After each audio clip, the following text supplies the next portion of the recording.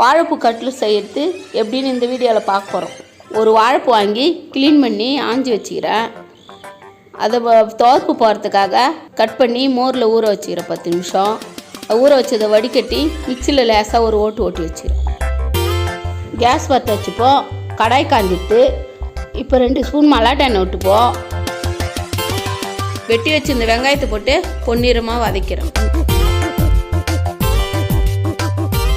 சிறிதளவு உப்பு போட்டுக்கிறோம். மிக்சியில் ஓட்டி வச்சுருந்த வாழைப்பூ போட்டுக்கிறேன். வாழைப்பூ நல்லா வதங்கட்டும். வாழைப்பூ எப்படி பார்த்து வாங்கணுன்னா, வாழைப்பூ ஒன்று எடுத்து சாப்பிட்டு பார்க்கணும். அதிகமாக துவர்ப்பு இருந்தால் அந்த வாழைப்பூ வாங்கக்கூடாது. லைட்டாக துவர்ப்பு இருக்க வாழைப்பூ வாங்கியிருந்தால் செய்யறதுக்கு டேஸ்ட்டாக இருக்கும், சுவையாக இருக்கும். அதிகமாக துவர்ப்பு இருந்தால் அது நல்லா இருக்காது. பொடியாக நறுக்கி வச்சு கொத்தமல்லி போட்டு நல்லா வதக்கணும்.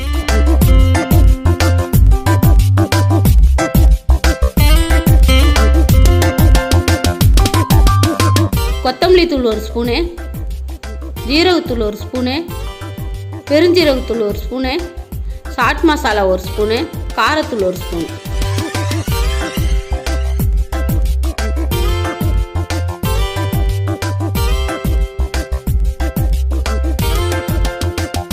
ஒரு உருளைக்கிழங்கு எடுத்து குக்கரில் வேக வச்சு தோல் உரித்து மசிச்சு வச்ச உருளைக்கிழங்கு போட்டுப்போம்.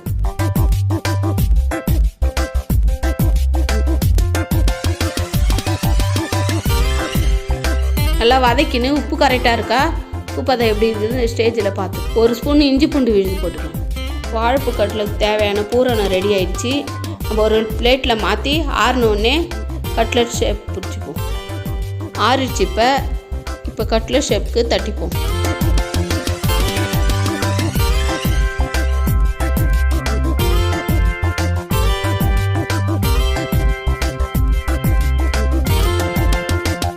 அஞ்சு ஸ்பூன் மைதா மாவு எடுத்து கரைச்சி வச்சுக்கிறேன். நான் இதில் உப்பு மிளகுத்தூள் எதுவுமே போடல.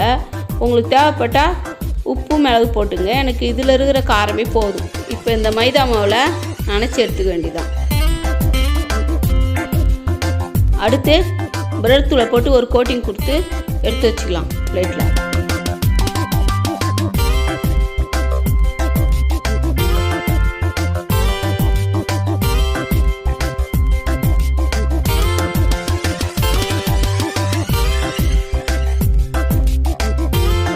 கடாயில் எண்ணெய் காஞ்சிட்டு இப்போ கட்லெட்டு போட்டு பொன்னிறமாக பொரிச்சு எடுத்துக்க வேண்டியதான்.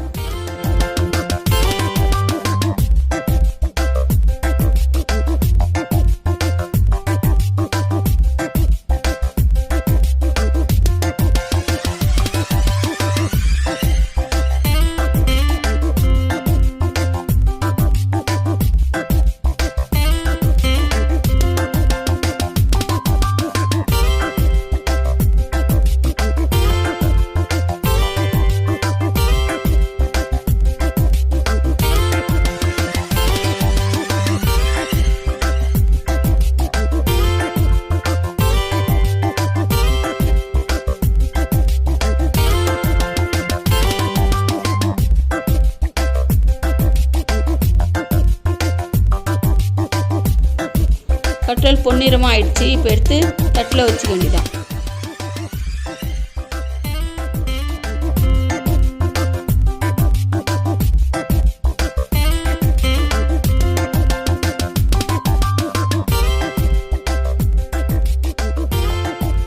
இந்த கட்லெட்டை தக்காளி சாஸ்லையும் தயிர்லையும் தொட்டு சாப்பிட்லாம். ரெண்டுமே நல்லா தான் இருக்கும். சூப்பராக சுவையாக இருக்கும். நீங்கள் இதை ட்ரை பண்ணி பார்த்துட்டு கமெண்ட்டில் எப்படி இருக்குதுன்னு சொல்லுங்கள்.